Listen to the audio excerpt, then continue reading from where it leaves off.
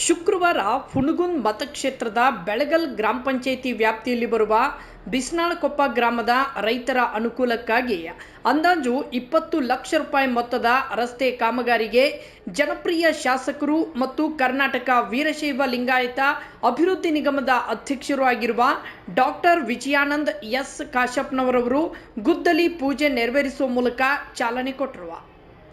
ಇದೇ ವೇಳೆ ಬಿಸನಾಳಕೊಪ್ಪ ಗ್ರಾಮದ ಮುಖಂಡರಾದ ಸಂಗಣ್ಣ ಶಿರೂರ್, ಕಾಂತು ಶಿರೂರ್, ಶೇಖಪ್ಪ ಬೆನಕಟ್ಟಿ, ನಿಂಗಪ್ಪ ಹಾದಿಮನಿ, ಶರಣಪ್ಪ ಬೆನಕಟ್ಟಿ, ಭೀಮ್ಸಿ ಕಲ್ಯಾಣಿ ಮತ್ತು ಬೆಳಗಲ್ ಗ್ರಾಮ ಪಂಚಾಯಿತಿ ಮಾಜಿ ಅಧ್ಯಕ್ಷರಾದ ರಾಮಣ್ಣ ಛಲವಾದಿ, ಮಾಜಿ ಸದಸ್ಯರಾದ ಹನುಮಂತ ಹಳಬರ್, ಪಿಕೆಪಿಎಸ್ ಸದಸ್ಯರಾದ ಯಮನಪ್ಪ ಎಚ್ ಖಜಿಗಲ್, ಮುಖಂಡರಾದ ಮಹಾಂತೇಶ್ ಅಕಾರಿ, ಬಸವರಾಜ್ ಹೊನ್ನಳ್ಳಿ, ತಾಯಪ್ಪ ಮಾದರ್, ಶಾಂತಯ್ಯ ಹಿರೇಮಠ್ ಮತ್ತು ಬೆಳಗಲ್ ಗ್ರಾಮ ಪಂಚಾಯಿತಿ ಸಿಬ್ಬಂದಿ ವರ್ಗದವರು ಸಹ ಈ ವೇಳೆ ಉಪಸ್ಥಿತರಿದ್ದರು.